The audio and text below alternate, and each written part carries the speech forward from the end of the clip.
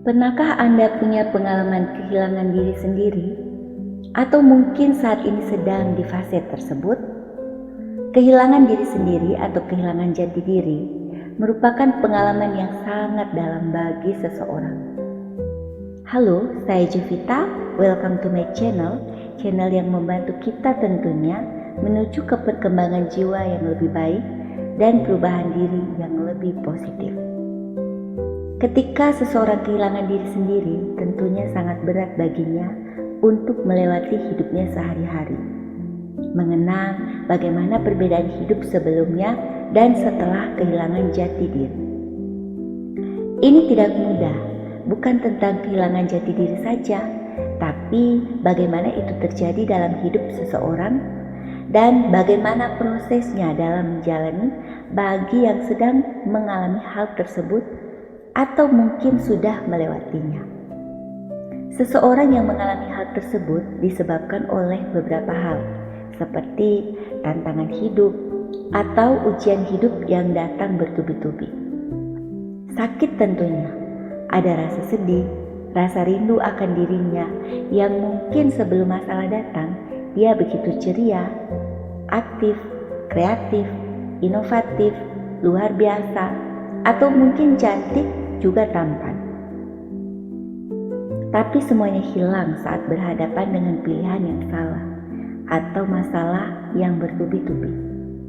Ya, memang semuanya hadir sebagai pelajaran hidup yang tidak bisa dilupakan. Bagaimana seorang kehilangan diri sendiri sungguh tidak mudah. Ini bukan tentang sekedar mengingat atau mengenang ya, tapi bagaimana proses yang dia lewati, yaitu hari-hari berat yang penuh dengan kepura-puraan tentunya. Seperti bagaimana dia tidak mengenal dirinya sendiri, merasa seperti itu bukan dirinya. Saat sedih harus berpura-pura bahagia, bahkan saat tidak mood atau sakit hati berpura-pura baik-baik saja. Kadang berpura-pura kuat dan hidupnya sungguh berantakan, tidak seperti semula atau sebelumnya. Tetapi selalu berpura-pura seakan-akan tidak terjadi apa-apa dengan hidupnya. Terkadang merasa tidak bisa menerima, itu bukan keinginan yang dia mau. Tidak bisa menolak, hanya bisa pasrah menerima dan menjalani. Saat kehilangan diri sendiri, banyak sekali orang yang depresi atau stres. Penyebabnya beberapa faktor. Ada yang karena faktor ekonomi atau faktor keluarga, ada juga karena faktor kecelakaan atau faktor pacar, bahkan ada pula karena faktor pasangan, entah itu suami atau istri. Contoh faktor ekonomi yang sulit yang membuat orang tidak bisa memenuhi kebutuhan yang mereka inginkan. Atau faktor keluarga yang terlalu mengekang atau tidak mendukung cita-cita seseorang sehingga membuat stres dan lama-lama kehilangan diri sendiri. Ada juga karena kecelakaan yang membuat seseorang kehilangan salah satu anggota tubuh yang dia banggakan, yang membuat dia tidak bisa menerima itu, lalu depresi dan kehilangan diri sendiri.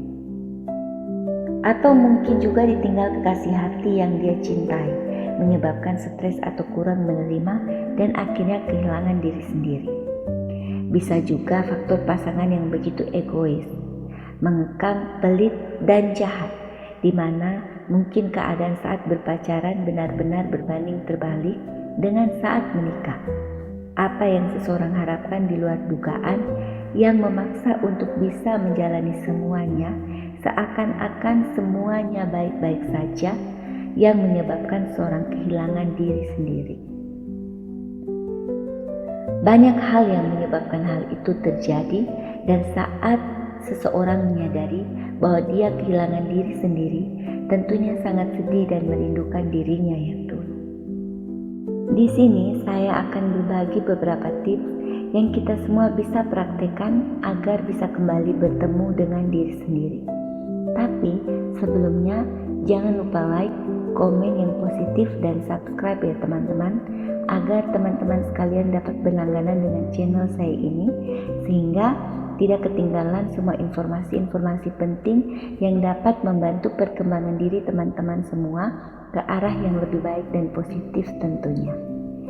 Oke, tips yang pertama, hal yang dilakukan adalah menerima keadaan itu dengan seikhlas-ikhlasnya. Karena yang membuat kita sedih, tertekan, stres, dan kehilangan jati diri adalah keadaan di mana kita tidak bisa menerima perubahan tersebut. Tips yang kedua adalah mencoba berdamai dengan keadaan dan bersyukur.